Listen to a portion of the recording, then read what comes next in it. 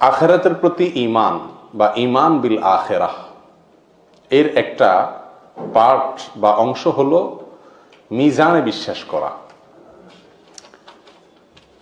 আখিরাতের যে সমস্ত পর্বগুলো থাকবে, প্রতিটি মানুষকে যে সকল পর্বগুলো মোকাবেলা করতে হবে বা অতিক্রম করে তারপরে তার চূড়ান্ত গন্তব্যে যেতে হবে, তার ভেতরে একটি পার্ট হলো মিজান। এই মিজান শব্দের একেবারে আক্ষরিক অর্থ হলো পাল্লা। আজকের যত রকম পরিমাপ করার যন্ত্র আছে, দাড়ি পাল্লা থেকে নিয়ে এর সবগুলোই মিজান এক কথায় বলা হয়। আমল পরিমাপের সেই যন্ত্র কেমন হবে সে সম্পর্কে শুধু ছোট্ট একটি ধারণা আমাদেরকে দেওয়া হয়েছে হাদিস থেকে। নবী আলাইহিস সালামের হাদিস থেকে বোঝা যায় যে তার দুটি পার্ট থাকবে, দুটি পার্শ্ব থাকবে। এক পাশে নেকামল, অপর পাশে বদামল রাখা হবে। এক হাদিসে পাল্লার আকৃতি, ধরন সম্পর্কে কিছুটা ধারণা দেওয়া হয়েছে। নবী আলাইহিস সালাম তিনি বলেছেন যে ইউদাউল মিজান ও ইয়াউমাল কিয়ামাহ, কিয়ামতের দিন আল্লাহ সুবহানাহু ওয়া তাআলা মিজান স্থাপন করবেন বান্দার আমল মাপার জন্য। আর ফালা উজিনা ফিহিস সামাওয়াতু ওয়াল আরদু লাসাআত, যদি আসমান এবং জমিন এই সব কিছুকে একসঙ্গে উঠায় দেওয়া হয় সে পাল্লায়, এত বৃহৎ হবে যে ওই পাল্লা সেটাকেও মাপতে সক্ষম, এত বিশাল হবে, এত বড় হবে। ফাতাকুলুল মালাইকা, তখন ফেরেশতারা আল্লাহ তাআলাকে বলবেন, ইয়া রব লিমান ইয়াজিনু হাযা, এত বিশাল এই পাল্লার আয়োজন, এটা কাকে পরিমাপ করবে বা কি পরিমাপ করবে? তখন ফায়াকুলুল্লাহু তাআলা, তখন আল্লাহ সুবহানাহু ওয়া তাআলা বলবেন, লিমান শি'তু মিন খালকি, আমার সৃষ্টির ভিতরে যাকে ইচ্ছা তাকে আমি, তার কর্ম তাকে আমি পরিমাপ করব এই পাল্লায়। বান্দার প্রতিটি আমল মিজানে উঠবে, সেটা নেকামল হোক আর বদামল হোক, এবং তার একটি কাজও আল্লাহ সুবহানাহু ওয়া তাআলা ছাড়বেন না, যেটা আমরা একটু আগে আয়াত থেকে একেবারে পরিষ্কারভাবে জানতে পারলাম। আর আরো পরিষ্কারভাবে জানা যায় সূরা জিলজাল থেকে। আল্লাহ সুবহানাহু ওয়া তাআলা বলছেন, ফামান ইয়ামাল মিসকালা যাররাতিন খায়রান ইয়ারাহ ওয়া মান ইয়ামাল মিসকালা যাররাতিন শাররান ইয়ারাহ, বিন্দু পরিমাণ যদি, দাররা পরিমাণ যদি ভালো কাজ করে সে ওটা দেখতে পাবে। আল্লাহ সুবহানাহু ওয়া তাআলা কোনো কিছুকে কি করবেন না, নষ্ট করবেন না, সবকিছুকে হাজির করবেন, ভালো হোক অথবা মন্দ হোক। বান্দার নেক আমল যেগুলো আছে এর প্রত্যেকটা আমলেরই একটা ওয়েট থাকবে, প্রত্যেকটা আমলেরই একটা ভার থাকবে, যেটা তার ওই নেক আমলের পাল্লাকে ভারী করবে। এখন ভালো কাজের ভিতরে সবচাইতে ওজনে ভালো কাজ কোনগুলো? আমরা এখানে যে ভালো কাজগুলো আজকে আপনাদের সামনে পেশ করব নবী আলাইহিস সালামের হাদিসের আলোকে, সেগুলো মূলত সবই বলতে গেলে নফল আমল। কোনো কোনো ক্ষেত্রে বলা যেতে পারে ঈমান সংক্রান্ত বিষয় আছে, এর বাইরে বেশিরভাগই হলো নফল আমল মূলত। কিন্তু মোটা দাগে মিজানে বান্দার সবচাইতে বেশি ওয়েটফুল হবে বান্দার ফরজ আমলগুলো। বিধায় ফরজ আমল যেগুলো সেগুলো হবে মৌলিক, ওইগুলো না থাকলে কোনো কোনো আসার থেকে জানা যায় যে নফল আমলের মূল্যই হবে না, ওইগুলো থাকতেই হবে তারপরে যে নফল আমল। আর ওইগুলোর ওজন হবে সবচাইতে বেশি, যেটা বলাই বাহুল্য। এগুলো হলো ফরজ বাদে যে নফল আমল সেগুলোর কথা। যাই হোক, তার ভিতরে সর্বপ্রথম যে আমলটি মিজানের পাল্লাকে সবচাইতে বেশি ভারী করবে সেটা হবে তাহলিল। তাহলিল, তাহলিল কি? লা ইলাহা ইল্লাল্লাহ, লা ইলাহা ইল্লাল্লাহ এই বাক্যটি, এটি হবে মিজানের পাল্লায় সবচাইতে ওজনী বাক্য। কোন কোন বর্ণার ভাষ্য অনুযায়ী কালিমায়ে শাহাদাত পুরাটুকু চলে আসে, আশহাদু আল্লা ইলাহা ইল্লাল্লাহু ওয়া আশহাদু আন্না মুহাম্মাদার রাসূলুল্লাহ, এই পুরাটুকুই চলে আসে। এই বাক্যটুকু হবে কিয়ামতের ময়দানে স্থাপিত মিজানের সবচেয়ে ভারী আমল। এবং এ বিষয়ে একটি নয়, বহু হাদিস নবী আলাইহিস সালাম থেকে বর্ণিত হয়েছে। তার ভিতরে আমরা শুধু একটি হাদিস যদি পেশ করি এখানে আজকে, সেটি ইনশাআল্লাহ যথেষ্ট হবে।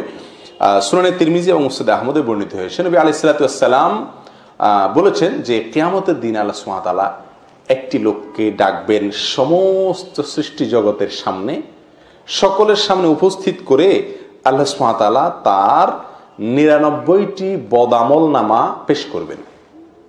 তার সারা জীবনের যত কুকর্ম আছে, সারা জীবনের যত অপরাধ আছে, এগুলোর হিসাবের যে দপ্তর, সেটার 99টি দপ্তর আল্লাহ সুবহানাহু ওয়া তাআলা হাজির করবেন। হাজির করে তার সামনে উপস্থিত করবেন, যার এক একটি দপ্তর চোখের যতদূর চোখ যায় ততদূর পর্যন্ত বৃহৎ, তত বড় হবে তার এক একটি দপ্তর। এরকম 99টি দপ্তর হাজির করবেন ওই লোকের, এত বেশি অপরাধ তার জীবনে ছিল। সুম্মা ইয়াকুল, এরপরে আল্লাহ সুবহানাহু ওয়া তাআলা বলবেন যে আতুনকিরু মিন হাযা শাইআ, তুমি কি এই যে দপ্তরগুলোতে যা লেখা আছে তুমি এসব করেছো বলে আমার ফেরেশতারা সংরক্ষণ করেছেন, এই ফেরেশতাদের লেখা তাদের সংরক্ষিত এই হিসাব, এর বিষয়ে তোমার কোনো সন্দেহ আছে কিনা, বা এর কোনোটিকে তুমি কি অস্বীকার করো, তোমার বক্তব্য কি? আল্লাহর আদালতে তার জবানবন্দি নেওয়া হবে। তখন সে লোক বলবে সকলের সামনে যে ফায়াকুলু লা ইয়া রব, না আল্লাহ, আপনার ফেরেশতারা কিছু বাড়িয়ে লেখেনি, আমি কোনোটিকে অস্বীকার করছি না, এর সবই আমারই কৃতকর্ম। তখন আল্লাহ সুবহানাহু ওয়া তাআলা তাকে বলবেন আফালাকা উযরুন, তাহলে তুমি এত অপরাধ করলে, এত অন্যায় করলে, তোমার কি কোনো ওজর আছে? তোমার কি কোনো ওজর আছে? তোমার কি কোনো এর জন্য কোনো আপত্তি আছে কিনা? তোমার কোনো বক্তব্য আছে কিনা যে তুমি এতগুলো কেন করছো? কি তুমি বিপদে প্রয়োগ করছো? তোমাকে কেউ বাধ্য করছে? তোমার কিছু বলার আছে কিনা, বক্তব্য আছে কিনা? তখন সে বলবে ফায়াকুলু লা ইয়া রব, না আল্লাহ, আমার কোনো বক্তব্য নাই, কেউ আমাকে বাধ্য করেনি, আমি নিজেই করেছি, এবং আমার কোনো ওজর আপত্তি কিচ্ছু পেশ করার মতো আজকে আপনার সামনে আমার নেই। ফায়াকুলু লা ইয়া রব ফায়াকুলু বালা ইন্না লাকা ইনদানা হাসানা, তখন আল্লাহ সুবহানাহু ওয়া তাআলা বলবেন হ্যাঁ, তোমার একটি ভালো কাজ আমার কাছে আছে। ফাইন্নাহু লা যুলমা আলাইকাল ইয়াউম, নিশ্চয়ই আজ তোমার প্রতি কোনো অবিচার করা হবে না, যেটুকু ভালো কাজ করেছো তার বদলা তুমি পাবে। ফাতাখরুজু বাতাকা, ফাতাখরুজু বাতাকা, তখন একটি কাগজ বের হবে, একটা কাগজের টুকরা বের হবে, ফিহা, যেখানে থাকবে লেখা আশহাদু আল্লা ইলাহা ইল্লাল্লাহ ওয়া আশহাদু আন্না মুহাম্মাদান আবদুহু ওয়া রাসূলুহু, এটি লেখা থাকবে যে তোমার ভিতরে এই বিশ্বাস ছিল। ফায়াকুলু, তখন আল্লাহ সুবহানাহু ওয়া তাআলা বলেন উহদুর উজনাক, তোমার আমল মাপা হবে, আসো, হাজির হও, সামনে আসো, কাছে আসো। 99টি দপ্তর এক পাশে থাকবে, আর এই লা ইলাহা আশহাদু আল্লা ইলাহা ইল্লাল্লাহ ওয়া আশহাদু আন্না মুহাম্মাদান আবদুহু ওয়া রাসূলুহু, এটা আরেক পাল্লায় থাকবে, আরেক পাশে থাকবে, তুমি কাছে আসো। ফায়াকুলু, তখন লোকটা বলবে আল্লাহ ইয়া রব মা হাযিহিল বিতাকা মা হাযিহিস সিজিল্লাত, কি লাভ হবে এই পরিমাপ টরিমাপ করে, আর এই বিশাল আমার অপরাধের যে পাহাড়, সেটার বিপরীতে এই একটি কাগজের টুকরার কি আর হবে আল্লাহ? নিরাশ হয়ে যাবে লোকটি। ফাকালা ইন্নাকা লা তুজলাম, তখন আল্লাহ বলবেন যাই হয় তোমার প্রতি অবিচার অন্তত করা হবে না, অতএব তুমি প্রত্যক্ষ করো, দেখো তোমার বিচারের। তখন এক পাশে পাল্লার ওই সব অপরাধের আমলনামা রাখা হবে, আর অপর পাশে সেই কাগজ, সেই কাগজের টুকরা যেখানে কালিমাতুশ শাহাদা লেখা থাকবে সেটা রাখা হবে। তখন তার ওই কালিমাতুশ শাহাদাতের পাল্লাটা ভারী হয়ে যাবে।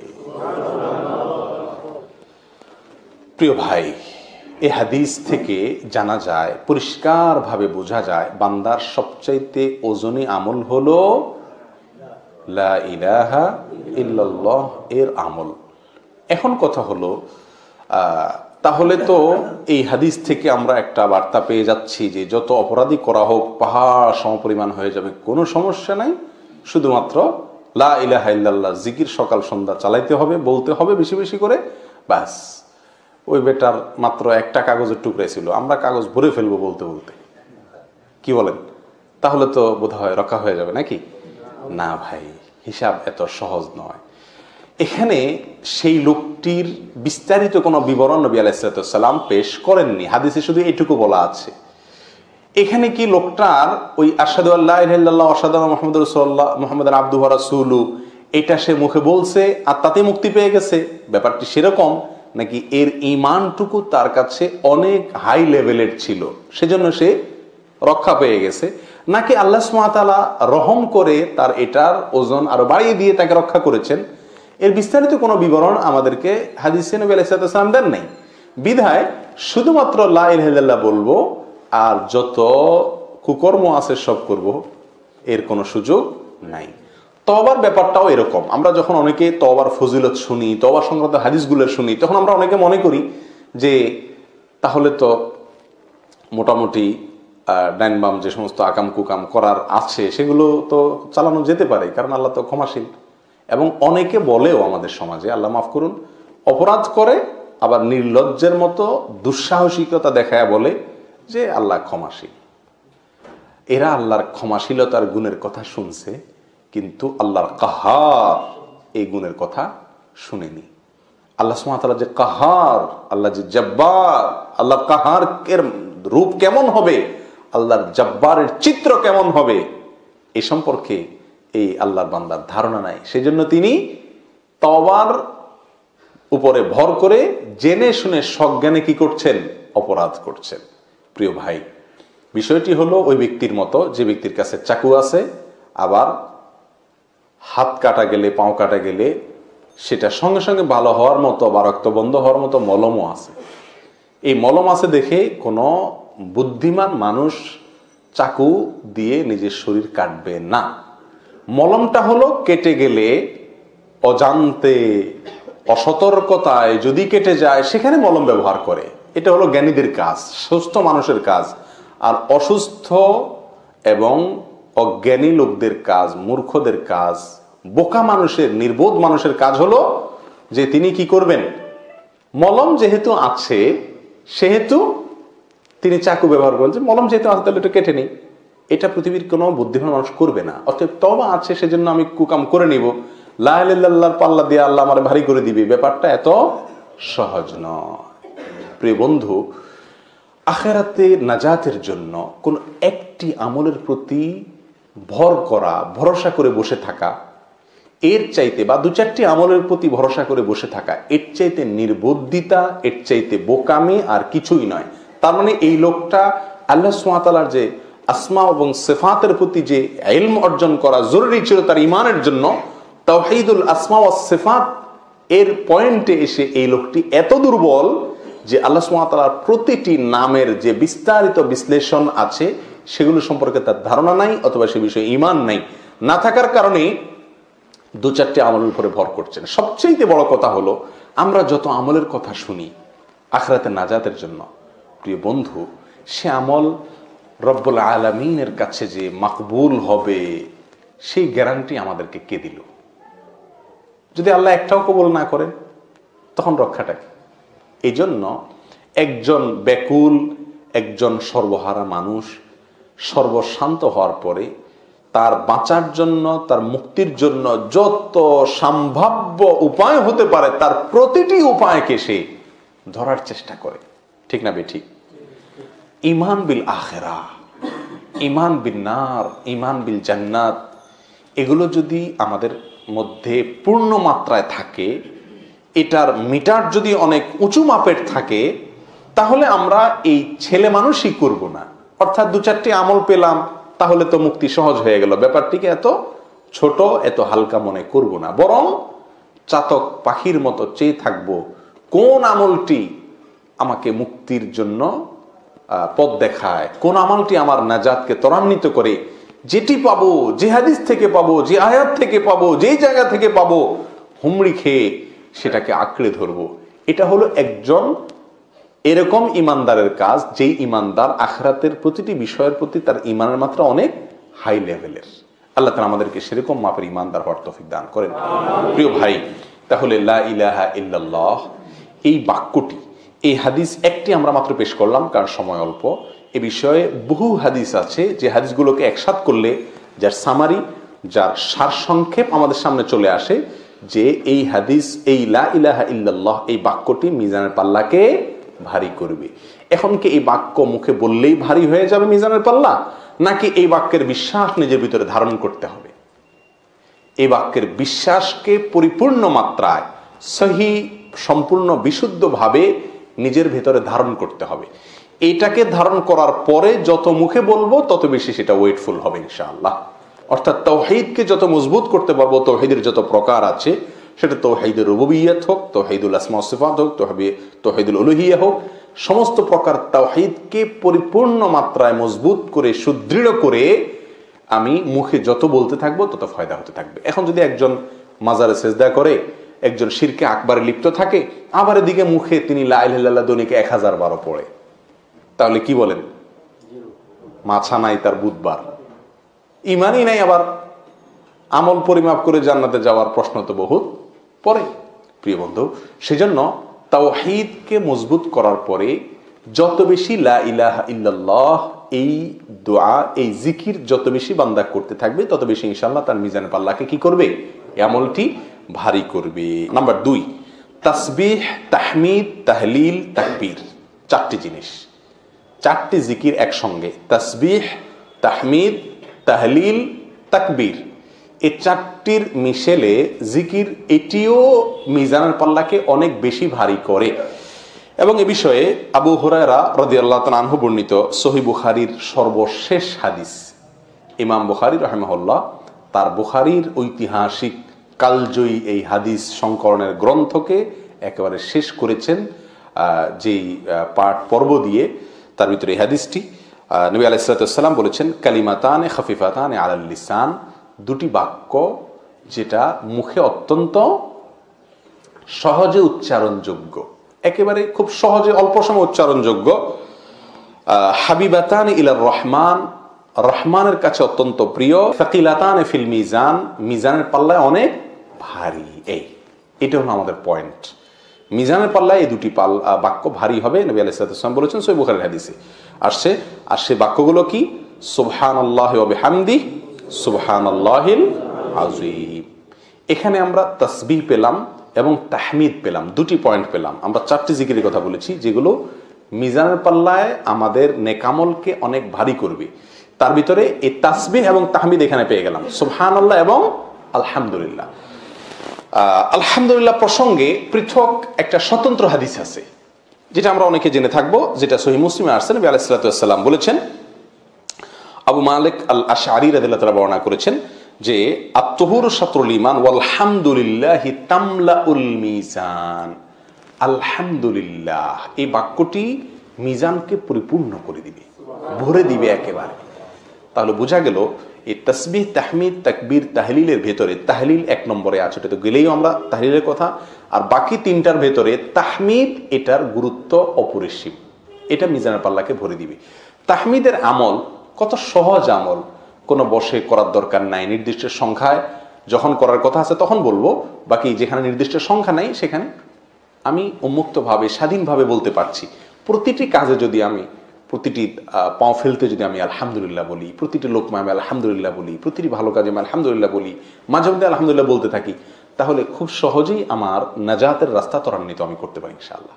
অভ্যাসটা চেষ্টা করলেই কিন্তু তৈরি করা যায়। আমরা ওয়াও বলি, অনেক কিছু বলি, এই ওয়াও ফাও এসব না বলে যদি আলহামদুলিল্লাহর কালচার ঘরে নিজের বাসায় তৈরি করা যায়, এটাকে যদি প্রতিষ্ঠিত করা যায় যে আলহামদুলিল্লাহর খই ফুটবে, বাচ্চাদের মুখের খই ফুটবে, স্ত্রীর মুখে খই ফুটবে, মা বাপ ভাই বোন অধীনস্থ নিজের সবার মুখে শুধু খই ফুটবে, আলহামদুলিল্লাহ আলহামদুলিল্লাহ, সব কিছুতে আলহামদুলিল্লাহ, জামা পরে ফেলছো বাবা আলহামদুলিল্লাহ, রেডি হয়ে গেছো আলহামদুলিল্লাহ। এরকম যদি আলহামদুলিল্লাহর একটা রব তুলে দেওয়া যায়, একটা পরিবেশ নিজেদের বলয়ের মধ্যে আমরা গড়ে তুলতে পারি, তাহলে ইনশাআল্লাহ আল্লাহ সুবহানাহু ওয়া তাআলার কাছ থেকে আমরা অনেক জোরালো আশা করতে পারি আমাদের মিজানকে ভারী করার জন্য। যাই হোক, আর বাকি যে 2টি আমল, সে 2টি আমল সেগুলোও এসেছে। এ সম্পর্কে জুয়ারিয়া রাদিয়াল্লাহু তাআলা আনহার একটা হাদিস আছে, যেটি সহিহ মুসলিমে বর্ণিত হয়েছে। হাদিসটি আমরা অনেকেই কম বেশ জানি। নবী আলাইহিস সালাতু ওয়াস সালাম একবার উম্মুল মুমিনিন জুয়ারিয়া রাদিয়াল্লাহু তাআলা আনহাকে বাসায় রেখে বের হয়েছেন, ফজরের সালাতে ফজর পড়ছেন, ফিরে আসছেন। আসার পরে নবী আলাইহিস সালাতু ওয়াস সালাম তাকে দেখলেন ওই জায়গায় বসে আছেন। নবী আলাইহিস সালাম কিন্তু বের হয়ে সালাতুদ দুহা পড়ে আসলেন, দীর্ঘ সময় গেছে। তিনি এসে বললেন, তুমি সেই বসায় এখনো আছো? বলে, ইয়া রাসূলুল্লাহ, হ্যাঁ সেই বসায় এখনো আছি। তো বসে বসে তিনি জিকির করছিলেন, আমল করছিলেন।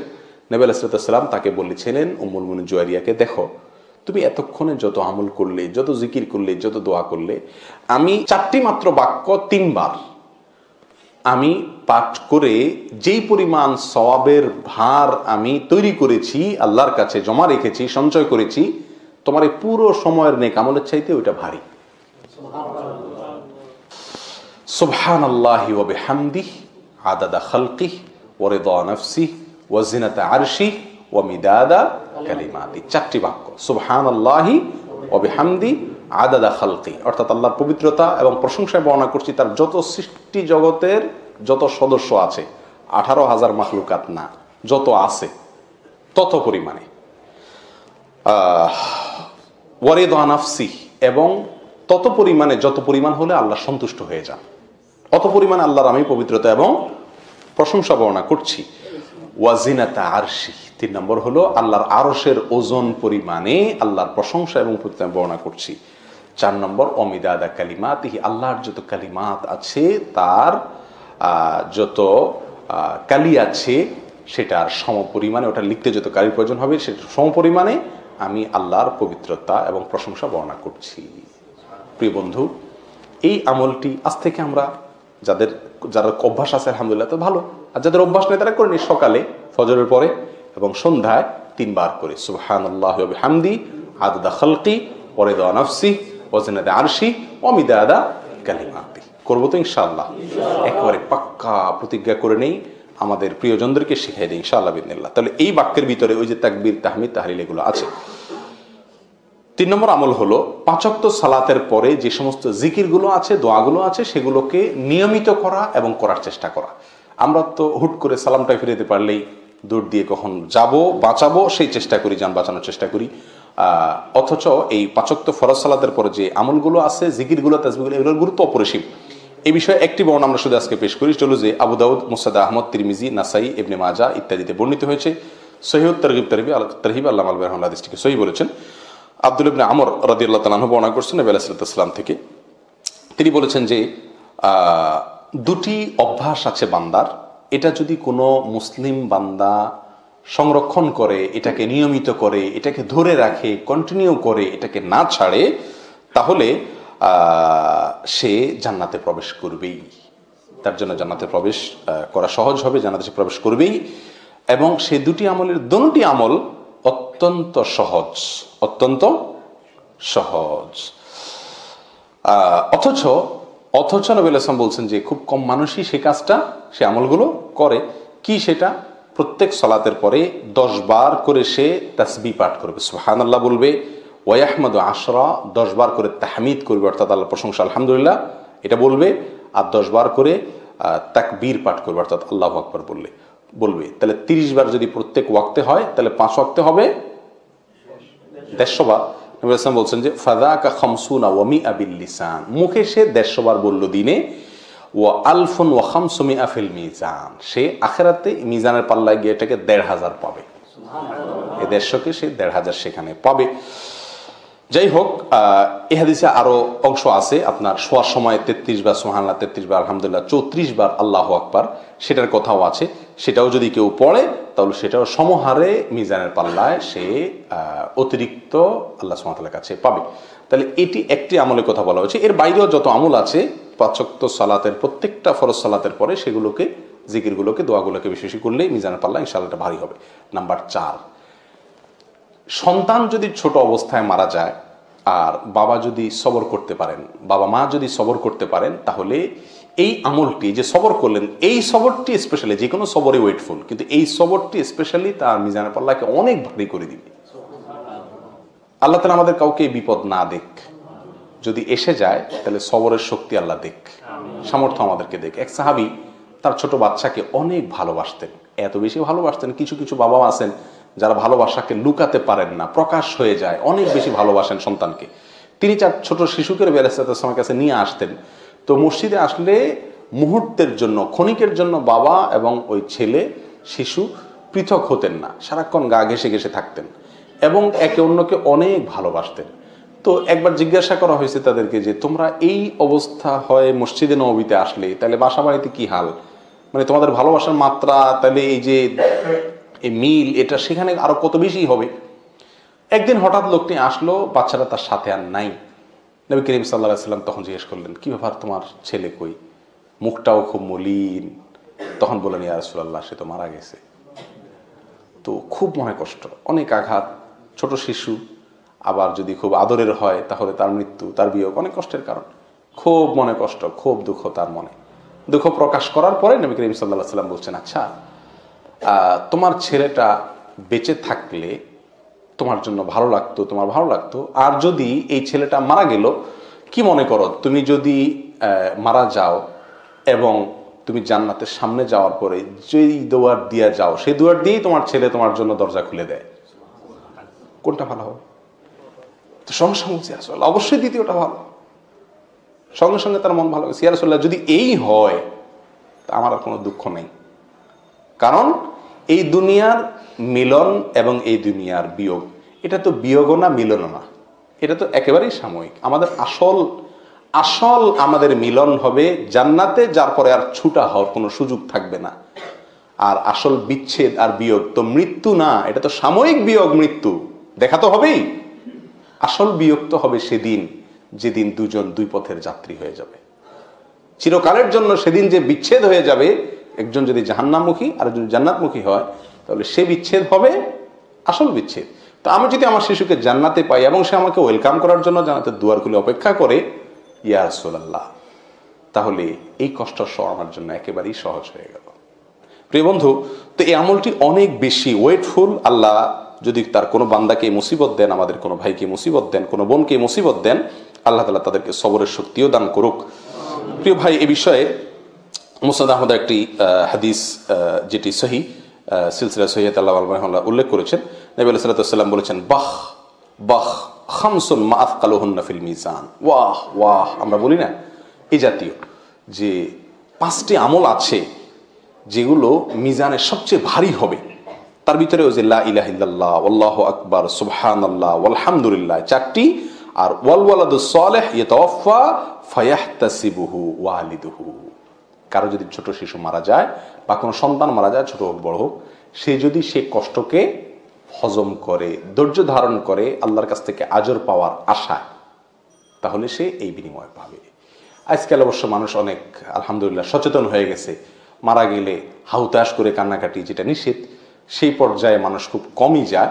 কিন্তু এখনো গ্রামাঞ্চলেও আমাদের দেশে বহু লোক আছে যে আপনজন হারাইলে মুখ দিয়ে কি আসে কি না আসে, আছাড় পিছাড়, এগুলো অনেক হয়। তো এগুলো, এই মূর্খতাগুলো আমাদের ভিতরে এখনো আছে। আল্লাহ আমাদেরকে সবরের তৌফিক দান করেন। নাম্বার 5, উত্তম আখলাক। বড় কঠিন। এই আমরা যে আমলগুলোর কথা বলা, এর ভিতরে সবচেয়ে কঠিন হলো এই আমলটি, উত্তম আখলাক, মাকারিমে আখলাক, উত্তম চরিত্র। এটা মিজানের পাল্লাকে ভারী করবে, অনেক ওয়েটফুল আমল, কিন্তু এটাকে আমরা আমল, ওয়েটফুল তো পরের কথা, আমলই মনে করি না। প্রিয় বন্ধু, আজ বহু লোক পাওয়া যায় সহিহ আকীদার কথা বলে, সহিহ হাদিসের কথা বলে, কোরআন সুন্নাহর অনুসরণের কথা বলেন, মাশাআল্লাহ অনেক ভালো দিক আছে, ওয়েলকাম, সাধুবাদ তার ভালো দিকগুলোর জন্য। কিন্তু আখলাকের বেলা দেখা যায় এত নিচু, এত নিকৃষ্ট আখলাক, সেটা কেউ হয়তো তার পরিবারের সঙ্গে, কেউ তার নিজের স্ত্রীর সঙ্গে, ভাই বোনের সঙ্গে, মা বাপের সঙ্গে, অধীনস্থদের সঙ্গে, পরিচিত লোকের সঙ্গে, অপরিচিত লোকের সঙ্গে, যেখানে সেখানে মানুষের সঙ্গে কৃত আচরণ, এটা সুন্দর না করতে পারলে জান্নাতে যাওয়ার চেষ্টা অমূলক, একেবারেই দূরবর্তী চিন্তা। প্রিয় ভাই, খায়রুকুম খিয়ারুকুম খায়রুন নাস, এই ইয়েতে শিরোনামে যে হাদিসগুলো বর্ণিত হয়েছে, সেগুলোর উপরে একটা গবেষণা করে আমরা দেখছি যে 10-12টি হাদিস মৌলিকভাবে বের হয়ে আসে, আরো কিছু হাদিস আছে। এগুলোর ভিতরে নবী আলাইহিস সালাম বলেছেন, তোমাদের ভিতরে উত্তম কে, তোমাদের ভিতরে শ্রেষ্ঠ কে, তোমাদের ভিতরে সবচেয়ে আল্লাহর প্রিয় কে। এই যে এই প্রশ্নের উত্তরে নবী আলাইহিস সালাম যেই ব্যক্তিকে বসিয়েছেন, যে আমলটিকে বসিয়েছেন, সেগুলোকে গবেষণা করে দেখা গেছে তার 1-2টি হলো ব্যবহারিক সরাসরি নেক আমল, আর বেশিরভাগ প্রায় 7 থেকে 8টি পয়েন্ট, এই 10-12টার ভিতরে 7 থেকে 8টি হলো বান্দার আচরণ কেন্দ্রিক, আখলাক কেন্দ্রিক। অর্থাৎ আমার উত্তম আখলাকের সাথে সম্পর্ক আমি আল্লাহর কাছে সবচাইতে প্রিয় পাত্র হওয়ার। খায়রুকুম আহসানুকুম কদাআ, বুখারীর হাদিস। তোমাদের ভিতরে সবচেয়ে ভালো মানুষ যে লেনদেন পরিশোধ করা, দেনা পরিশোধের ব্যাপারে ভালো মানুষের পরিচয় দেয়, সমমত পরিচয় দেয়, কথা রক্ষা করে। তোমাদের ভিতরে খায়রুকুম খায়রুল আসহাবি ইনদাল্লাহি খায়রুকুম লিসাহিবি খায়রুল জিরানি ইনদাল্লাহি খায়রুকুম লিজারিহি। বন্ধু হিসাবে সবচেয়ে উত্তম বন্ধু আল্লাহর কাছে সে যে তার বন্ধুদের কাছে ভালো, তার মানে আচরণ ভালো হলে তো সবার কাছে ভালো থাকা যায়। তোমাদের ভিতরে সবচেয়ে উত্তম লোক সে যে ব্যক্তির মন্দ থেকে, তার ক্ষতি থেকে মানুষ নিরাপদ থাকে, তাকে মানুষ নিরাপদ মনে করে যে এর দ্বারা আমার ক্ষতি হবে না, তাকে দেখলে মানুষ প্রশান্তি পায়, আর তার থেকে কোনো অনিষ্ট হবে না। অর্থাৎ এই সব হাদিসগুলোকে আপনি একসাথ করেন, অন্য হাদিসে রাসূলুল্লাহ সাল্লাল্লাহু আলাইহি ওয়াসাল্লাম বলেছেন যে আহাব্বুন নাসি ইলাল্লাহি আনফাউহুম লিন্নাস আও আনফাউহুম, মানুষের ভিতরে আল্লাহর কাছে সবচেয়ে প্রিয় ব্যক্তি সে যে মানুষের জন্য সবচাইতে বেশি উপকারে আসে, তার কথায় কাজে কষ্ট মানুষের কম হয়, উপকার বেশি হয়। প্রিয় ভাই, এই আখলাক এর দুর্ভিক্ষ চলছে, আজ দুর্ভিক্ষ চলছে। বহু নেকামলকারী আছি, ওয়াল্লাহি এটাকে আমরা নেকামলই মনে করি না। আমাদের আচরণ এত ঘেউ ঘেউ, এত খারাপ, এত নোংরা, এত নিকৃষ্ট, এটা আমাদের কাছের লোকজন, আমাদের পরিজন, আমাদের প্রিয় লোকেরা, অধীনস্থরা, তারা আমাদের আসল রূপ জানে। আমরা প্রত্যেকটা লোক এই নেকামল থেকে অনেক অনেক দূরে, ইল্লা মার রাহিমা রাব্বি, হাতে গোনা কিছু লোক ব্যতিক্রম আছেন। আল মুসলিমু মান সালিম আল মুসলিমুনা মিন লিসানিহি ওয়া ইয়াদিহি, মুখ এবং হাত দিয়ে নিরাপদে থাকবে। কোথায় সে মুসলমান? প্রিয় বন্ধু, আসল আখলাকগুলোকে একেবারে ফুলের মতো করে ফেলি, একদম ফুলের মতো করে ফেলি। সবাইকে ক্ষমা করতে শিখি। আমি সবচাইতে পাহাড়ের মতো উদার মন আল্লাহ যেন আমাকে দেয়, আল্লাহর কাছ থেকে চেয়ে নেই এবং উদার মনের মানুষগুলোর সাথে চলি, ইনশাআল্লাহ ভালো হতে পারবো। আমরা অনেকেই উত্তম চরিত্রকে ভালোবাসি, অনেকে না, সবাই আমরা উত্তম চরিত্রকে ভালোবাসি। যে লোকটার ব্যবহার ভালো তাকে আমরা সবাই কি করি? ভালোবাসি। কিন্তু আমি নিজে উত্তম চরিত্র অর্জন করতে পারি না, ঠিক না বেঠিক? আবু দারদা রাদিয়াল্লাহু তাআলা থেকে বর্ণিত, নবী আলাইহিস সালাতু ওয়াস সালাম বলেছেন, মা মিন শাইইন আথকালু ফিল মিজান মিন হুসনিল খুলুক, মিজানে, কিয়ামতের ময়দানে যে মিজান স্থাপন করা হবে আখিরাতে, সেই মিজানে হুসনুল খুলুক বা উত্তম চরিত্রের চাইতে ভারী কোনো আমল হবে না। আমরা এতক্ষণ পর্যন্ত যতগুলো আমলের কথা বলছি সেগুলোর একটিতেও নবী আলাইহিস সালাম এই ভাষা ব্যবহার করেননি। খেয়াল করে দেখবেন, সেখানে বলা হয়েছে এটা ভারী হবে, ভারী হবে, ভারী হবে, লা ইলাহা ইল্লাল্লাহ বাদে বাকি ভারী হবে। কিন্তু এখানে নবী আলাইহিস সালাম ভাষাটা দেখেন, মা মিন শাইইন, কোনো কিছু আর নাই এত ভারী, যত ভারী হবে কি? উত্তম আচরণ, সুন্দর চরিত্র, ব্যবহার, এটা যত ভারী হবে অন্য কোনোটা এত ভারী হবে না। প্রিয় বন্ধু, আমার নবী আলাইহিস সালামের আখলাক কেমন ছিল? হ্যাঁ, আনাস রাদিয়াল্লাহু তাআলা আনহু 10 বছর খেদমত করেছেন। খাদামতু রাসূলুল্লাহ সাল্লাল্লাহু আলাইহি ওয়াসাল্লাম 10 সিনিন, 10 বছর আমি খেদমত করেছি। তিনি বলেন, এই 10 বছরে একবারও আমাকে বলেন না এই কাজটি কেন করো নাই বা এই কাজটা কেন করলে। এর মানে নবী আলাইহিস সালাম অধীনস্থদের সাথে কত উত্তম আচরণ করতেন। আর আমরা হইলাম কি? আল্লাহু আকবার, এত দুরাচারী যে আমাদের আশপাশে যারা থাকে, যারা অধীনস্থ কাজ করে, এরা জানে আমার চরিত্রের আসল দশা। অনেক সময় আমরা একটা যুক্তি দেই, শয়তান আমাদেরকে একটা যুক্তি দেয়, লজিক দেয়, সেটা হলো যে এত ভালো মানুষ হলে মানুষ চালানো যায় না, এরা বেশি ভালো হলে সব মাথায় উঠা বসে। কথা একেবারে অমূলক না, অনেকাংশে সত্য। তো যারা এই শয়তানের এই লজিকটা গ্রহণ করে নিজের চরিত্রটাকে নষ্ট করেন, তাদের জন্য বাদশাহ হারুন রশিদের একটা গল্প আছে শিক্ষণীয়। তিনি একবার তার দরবারে, তার রাজ দরবারে মজলিসে একটা চাকরকে, একটা গোলামকে ডাকতেছিলেন। কয়েকবার ডাকার পরেও গোলামটা শুনেও না শোনার ভান করলো। তো বাদশার বন্ধু পাশে বসা ছিলেন, তিনি বললেন, দোস্ত, এই তোমার বাদশাহী না, একটা গোলাম এতবার ডাকলা, কোনো বেইলি দিল না তোমারে, কি বাদশাহী করো ভাই, এটা কথা হইল? হ্যাঁ। তো বাদশাহ বলতেছেন যে, দোস্ত, আমি যখন আমার আচরণটাকে খারাপ করি তখন এগুলা সব সুইচের মতো সোজা হয়ে যায়, আর আমি যখন একটু ভালো হয়ে যায় সবগুলা মাথায় উঠা বসে। তো আমি হিসাব করলাম যে ওদেরকে ভালো করতে হলে আমি খারাপ হওয়া লাগে, আর আমি ভালো হলে ওরা খারাপ হয়ে যায়। তাহলে আমার কাছে গুরুত্বপূর্ণ কোনটা? আমার নিজের চরিত্রটা ভালো থাকা নাকি তারে ভালো করা? কোনটা গুরুত্বপূর্ণ? আমার নিজেরটা। কো আনফুসাকুম, তারপরে না আহলিকুম। আমি খারাপ হয়ে তারে ভালো করলাম, তো সে তো ভালো থাকলো, কিন্তু আমি তো খারাপ হয়ে গেলাম, লাভ তো হলো না, লস হয়ে গেল। উত্তর পাইছেন? তাহলে বাদশাহ হারুন রশিদের এই গল্পের ভিতরে উত্তর আছে কি নাই? যারা দুর্ব্যবহার করি, যে না অধীনস্থদেরকে ছাড় দিলে এরা মাথায় উঠা যায়, না এদেরকে ধরতে হয়, একটু কুল ডাউন, সুন্দর আচরণ দিয়ে মানুষকে সংশোধন করা যায়। আমি বলছি না যে আপনি কাউকে রাগ করেন না, রাগ করেন, নিকৃষ্ট পর্যায়ে চলে যেন না।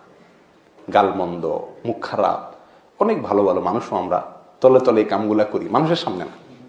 ওইটা ওই আমার বউয়ে জানে, হ্যাঁ, বোনে জানে, চাকর বাকর আশপাশের লোকজন জানে, আরে কত বড় শেখ সাজে, এর রূপ তো আমি জানি, ঠিক না বেঠিক?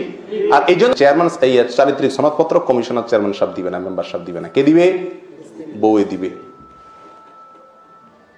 তোমাদের ভিতরে সবচেয়ে উত্তম হলো সে খায়রুকুম লিআহলিহি, যে তার পরিবারের লোকের কাছে ভালো, সে আসল ভালো।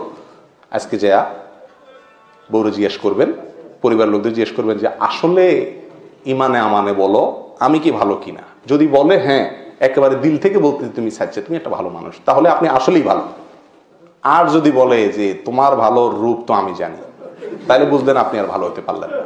তাহলে এই হাদিসগুলোকে আমরা সামনে রাখলে দেখি প্রিয় বন্ধু, ভালো হওয়াটা অধিক তাসবিহ, অধিক তাহলিল, বিশেষ নফল নামাজ, বিশেষ দান সদকা, এগুলোর সাথে যতটা সম্পর্কযুক্ত, তার চাইতে কোনো কোনো দিক থেকে, সব দিক থেকে কোনো কোনো দিক থেকে অনেক বেশি সম্পর্কযুক্ত হলো আমার কিসের সাথে? আচার আচরণের সাথে। এটা আমার মিজানের পাল্লা আমার নেকামলকে অনেক ওজনে করে দিবে। তাহলে আমি কেন আমার মিজানের পাল্লা, আমার আমলকে আমি হালকা করব? চরিত্র চেঞ্জ করবো তো ইনশাআল্লাহ। আল্লাহ আমাদেরকে তৌফিক দান করুন। প্রিয় বন্ধু, ওর চরিত্রকে সুন্দর করার জন্য দুটি পয়েন্টের কথা বলেছিলাম। নাম্বার 1, যাদের ঘেউ ঘেউ করার অভ্যাস আছে, এই চাড়াল মার্কা মানুষের সাথে কম চলবেন।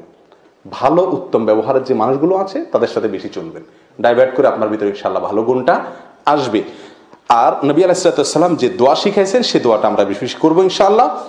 আর এই দোয়াটা বিভিন্ন হাদিসে বর্ণিত হয়েছে, সহিহ মুসলিমে বর্ণিত হয়েছে, তার ভাষাটা একটু ব্যতিক্রম। তিরমিজিতে এবং মুসনাদে আহমদে বর্ণিত হয়েছে, তার ভাষাটা একটু ব্যতিক্রম, কিন্তু মূল বিষয় একই। দোয়াটি হলো এই, আল্লাহুম্মা হদিনি লিআহসানিল আখলাক। আল্লাহ আমাকে সবচেয়ে সুন্দর আখলাকের পথ দেখায় দেন। আল্লাহ সবচেয়ে সুন্দর আখলাকের পথ দেখায় দেন।